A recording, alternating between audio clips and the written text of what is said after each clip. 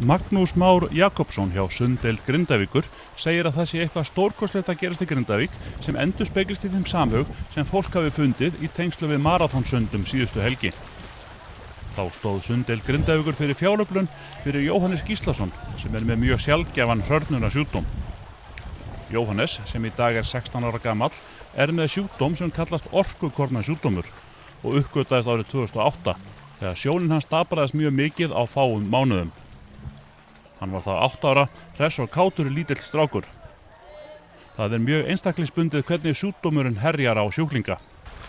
Einstaklingar með þennan sjúkdóm eiga það sammerkt að eiga erfitt með að nærast og fá ekki næga orku úr frumunum í mikilvægum líffærum. Í tilfelli Jóhannesar þá hann mjög þrekskertur almennt og hefur það ágerst með árunum. Einnig hefur sjónin versnað til mikilla muna. Hann með innan við 10% sjón í dag við allra bestu skilyrði. Maraþonsundið hófst síðasta föstudag og lauk 2 sólarhringum síðar á sunnudag klukkan 14. Þá höfðu krakkarnir í Sunddeildinni sinnt með aðstoð frá körfuknattleiks- og knattspyrnudeildinni og ýmsum gestum samtals 416 kílómetra. Við fréttum af ástandinu hjá honum Jóhannesi, hann var orðinn svolítið lasinn, mikið lasinn og við vildum svona skila til samfélagsins og fórum svona að kanna, leið að við fórum að tala saman. Að þá spurðist út og að það þáttu í öllum gríðarlega mikið til hans koma og vildu allir taka þátt. Munurinn til dæmis núna og í fyrra þá sýndi Sunddeildin og kannski 2-3 gestir í einu. Núna mætti fótboltinn með nokkra flokka. Núna körfuboltinn, meistaraflokkur var að synda með okkur núna síðasta klukkutíman. Og það bara leikskólakonurnar sem voru með þegar hann var lítill, kennararnir hans. Og það svona að gríðarlega mikill samhugur með honum, enda hann mikill húmoristi og virkilega flottur strákur. Sko.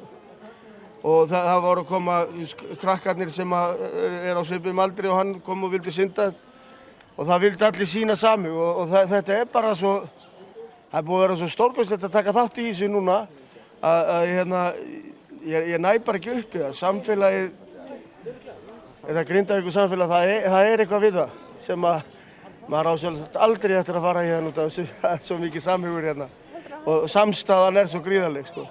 Og við erum að synda núna sko 416 kílómetra rúma og þá vorum við komin, við vorum að horfa á núna að við ætlum að reyna að komast við ætlum að reyna að komast til Bolungarvíkur, Egilsstaða, Akureyri, þetta voru svona hugmyndirnar en við vissum ekkert hvað við vorum að fara út í þannig að við komumst næst í til Súðavíkur þar sem ég upprunnin, það ekki rætti mín en það bara einhvern veginn, þetta var bara svo æðislegt.